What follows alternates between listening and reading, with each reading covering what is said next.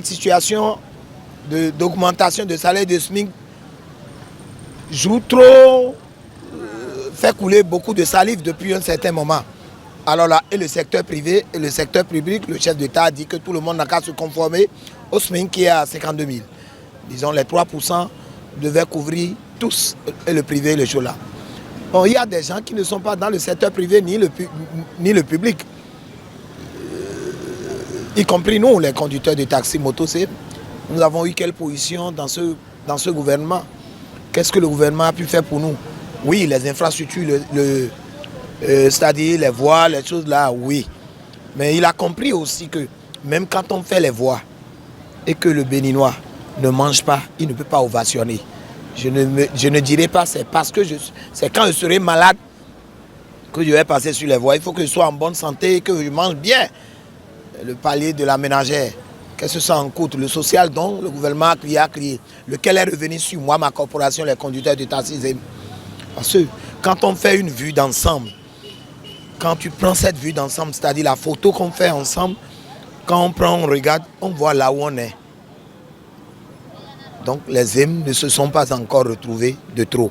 Je crois qu'il faut proposer aux employeurs des solutions de facilité qui puissent leur permettre de voir par quel mécanisme ils vont augmenter les salaires. Si rien ne leur est proposé en retour, il leur sera difficile d'augmenter les salaires ex nihilo. Ça veut dire qu'ils augmentent les charges.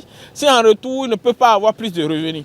Donc c'est au gouvernement encore de voir le mécanisme pour leur permettre d'augmenter eux aussi leurs revenus. Parce que si vous leur demandez d'augmenter les charges, il faut les aider à augmenter leurs revenus. Et ça aussi, dans un système où le gouvernement réfléchit de façon intégrée, on peut voir un peu ce qu'on peut faire aux entrepreneurs pour leur permettre de regarder du côté de leurs employés. Je crois qu'il faut aller au-delà de l'invitation, mais les inviter à une table et leur faire des propositions pour aller dans ce sens. Oui, le secteur privé pourrait, pourquoi pas, bénéficier du SMIC qui a été revu à la hausse, mais ça c'est pour les patrons qui vraiment seront magnanimes, qui seront peut-être, qui prêteront flanc, qui seront ouverts au plaidoyer ou à l'exhortation du gouvernement.